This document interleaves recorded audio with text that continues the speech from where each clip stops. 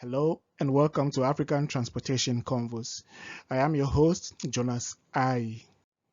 This week, there's an interesting conversation that I want to have with you, especially on the matter of tracking delivery services in Africa.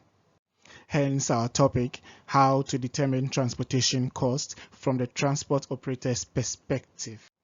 So, if you're a truck operator, if you have a motorcycle, if you have a small delivery van, if you have an articulated truck, any form of transportation that you use to cut cargo, this is for you.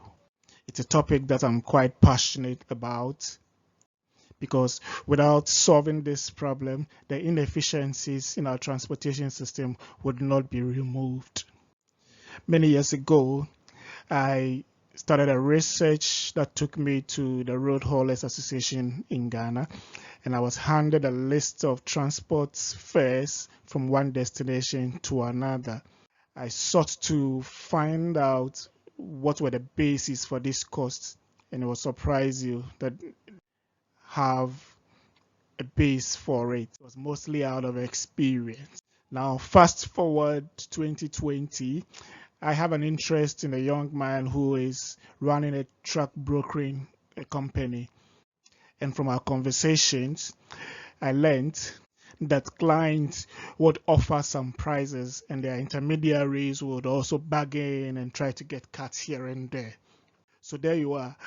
Mostly the prices are arbitrary and not based on anything. My suspicions have been confirmed also by the many trucks that are usually lined up by warehouses, by factories, and so on for days and for weeks and for months. And I wonder who pays for all of these idle times. But apparently, most of them do not charge any extra fees for this. And some people charge detention fees, but it's not the norm. So there you are. Until Ubers and Taxifys and other ride-hailing services came into being, even our taxi drivers also were charging arbitrary prices. In fact, until now, they still charge arbitrary prices for fares that they take, except for Cote d'Ivoire, where I saw metered taxis. I've hardly seen any in the area of the African countries I've traveled to. Let's get going. How do you determine transportation cost from the perspective of the transport operator? If you own even a bicycle or a motorbike or a small minivan and you are into a courier or delivery service, there's a simple way that you can determine your cost without knowing what you spend or the cost you incur in providing a service. Then it's possible that the prices you are charging are either up and over, or you're overcharging your clients, or you're undercharging them. And I believe that possibly in my own country, Ghana, most people are overcharging their clients when it comes to motorbike delivery services. I returned back to Ghana right after the border was opened in September from Uganda.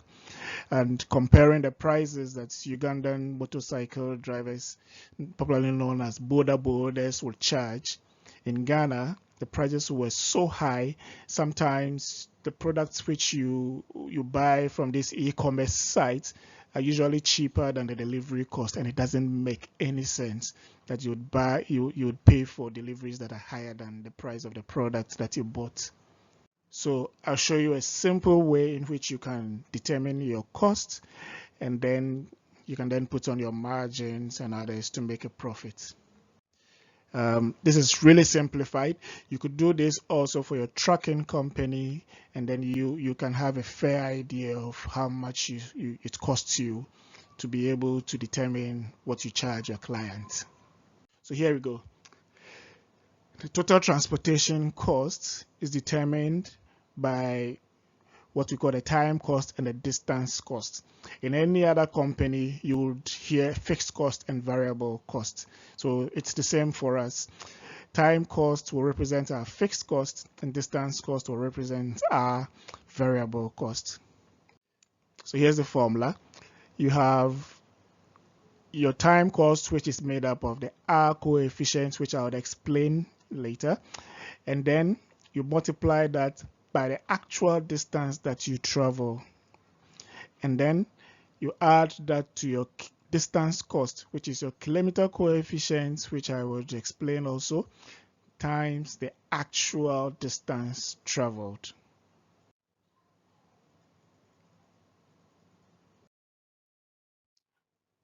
So our time costs and distance costs are basically your fixed cost and your variable cost. The time costs are due quite simply to the passing of time, and we measure that by hours worked. And then your distance costs arise only when the vehicle is actually moving, and that's measured by mileage covered. Your time cost is very critical.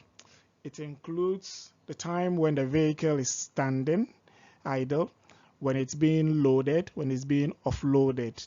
So all of this would count. And then you have your distance cost that is covered for an outward journey and the inward journey back to the standing point of the vehicle, right? So what are the components of time cost? If you took a loan, for instance, to buy your motorcycle or your truck or your delivery van, then the loan repayment would be part of this fixed cost or time cost. If you are the driver of your own vehicle or motorcycle or truck, then the wage that you've apportioned to yourself per month would come here. Or if you're paying somebody else, a driver and a mate, which is the case in most cases in Africa, then this would be under time cost as well. And then you have your annual insurance premiums for the vehicle and cargo. Then you have rent of a garage or office space, or if you bought it, then the mortgage that you used, you have to repay, and that would come here as well. Your general administrative cost of running a fleet of vehicles or staff, if you're a big delivery or trucking or courier company, then it comes here. And then if you're in a country where there's a license for starting these businesses or an annual license fee, then that comes here as well, and the time cost. In some countries, road tax is collected, and that comes here as well. And so every cost that you can actually appreciably estimate and the fixed cost would fall here. Now the distance cost is associated with when the vehicle is moving.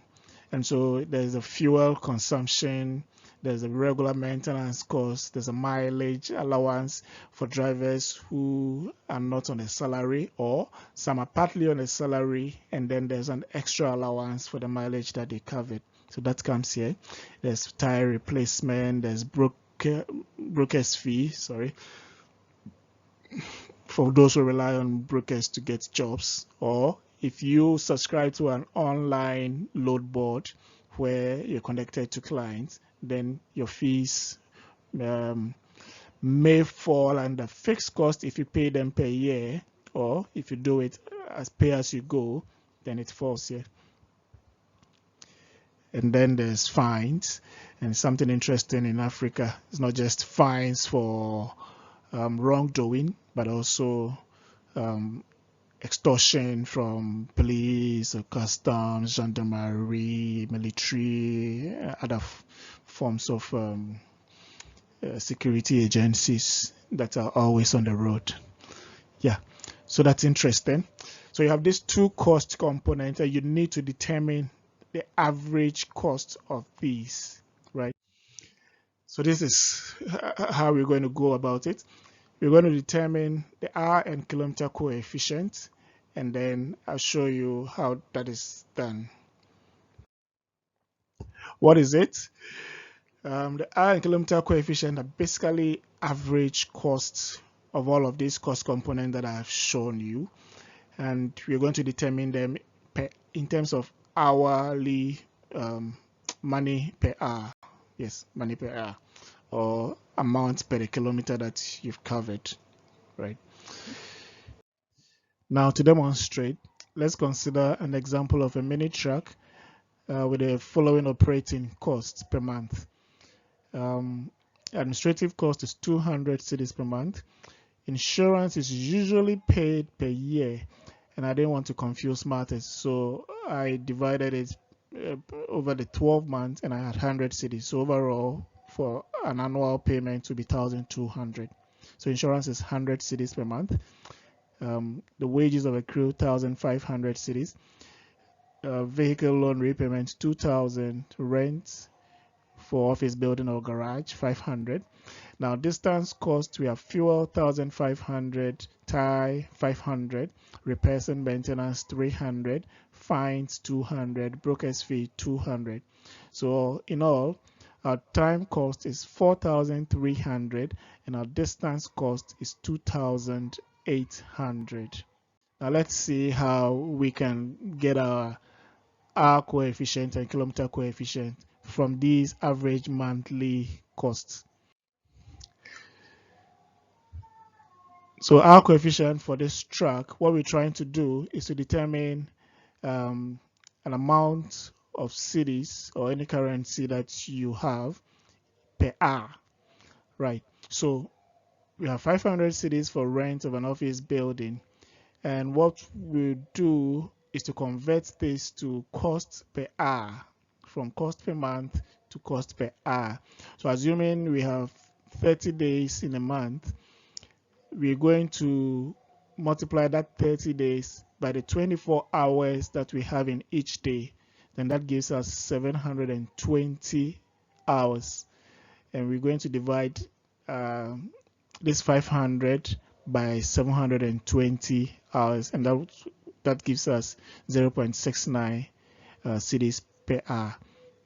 We're going to do the same for the rest of the cost. So administrative cost will be 200 cedis divided by 720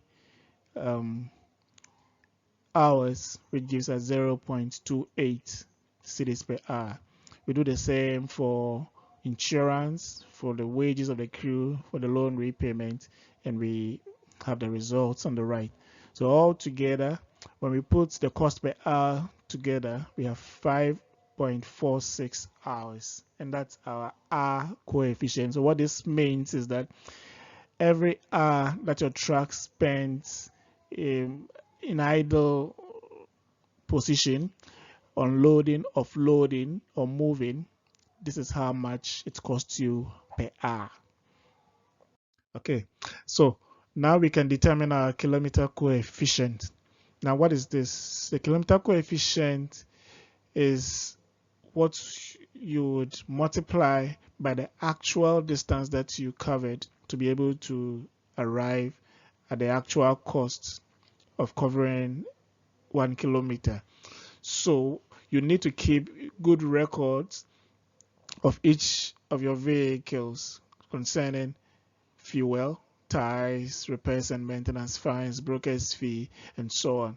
Right. So what it means is that if you used 4,000 cedis of fuel per month, you would need to divide that by your kilometer performance. So in your records, if you traveled, for instance, 5,000 kilometers average every month, then you're going to divide this 4,000 by 5,000 kilometers. And what you're going to get is 0.8 cedis per kilometer. When you come to the tie, it's also 500 cedis. You're going to divide that also by your average distance covered, which is the 5,000 we are using as an example. So 500 divided by 5,000 would give you 0.1. We do the same for repairs and maintenance. So 400 cedis divided by 5,000 kilometers, our average distance, 0.08 8. Then you divide the fines also by the average kilometers covered, which is 5,000, and you get 0.02. You do the same for the broker's fee, which gives you 0.04. In all, we get a kilometer coefficient of 1.04 cedis per kilometer. So what it means is that every kilometer you travel, it costs you 1.04. It's very unrealistic in Ghana, but I think that for the example, we keep this. Yes. So remember, this is our formula. Transport cost is your hour coefficient times the actual hour that you traveled. That gives you your time cost. And then plus the kilometer coefficient times the actual distance traveled. And that's your distance cost. So time cost plus distance cost gives you your total transport cost. Yes, so we take an example. So assuming this mini truck that we have considered is delivering a parcel from the port of Tema to a warehouse in Pong. Now, according to Google, this distance is 63.6 kilometers, and the distance at the time of the day was 1 hour 30 minutes. Now, this is an estimated time because it can change due to a traffic situation. And every extra time that is spent in delays in traffic and all that would have to be multiplied by the time coefficient. So that settles it. So and remember that our coefficient is 5.46, and the distance or kilometer coefficient is 1.04. So if we input this into our formula, what we have is our coefficient 5.46 times the distance of 1.5, the time of 1.5 hours, so 1.5 hours, and this is what we have here.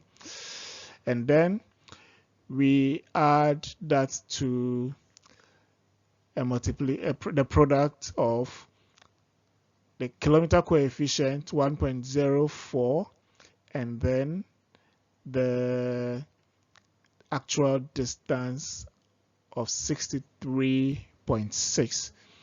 So when you add both, eventually what you're going to get is 74.33 cedis.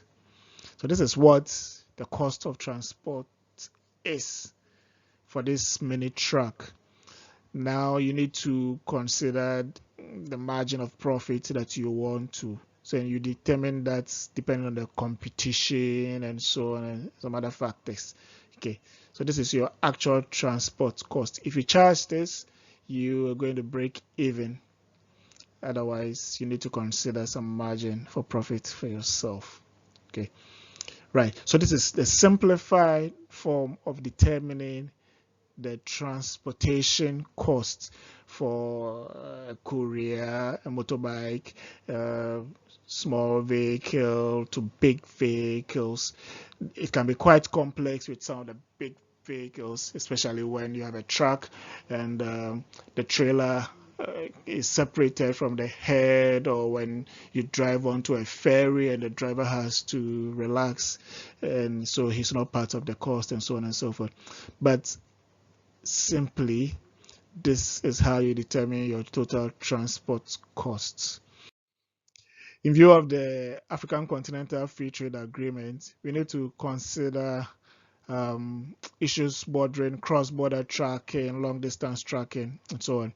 Now, every mode of transport has an economic distance that it covers, and beyond that, it's not really economical to transport across such distances.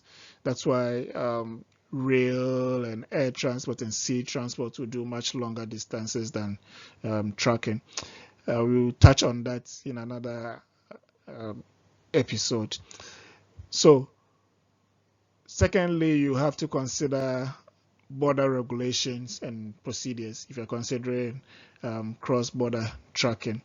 And so you need to get the right documentation and be familiar with the processes, customs processes when you have to embark on such a journey. And you also need to consider the regulations in the neighboring countries or the countries where you will transit through in respect of things like weight restrictions and so on. And since the distances are also long, you need to consider rest. And lastly, maintenance of your means of transport. You would have to be traveling through places that are isolated, and you might not have the required services that you want, and so you need to keep your vehicle in top-notch condition, but also to take along with you things that you can use to repair when you need to. Right. So we can end it here. I thank you so much for joining me. If you learned something, if you have some comments, you can put them in the comment section. Subscribe to the channel, like the videos, and share with your friends as we build this community.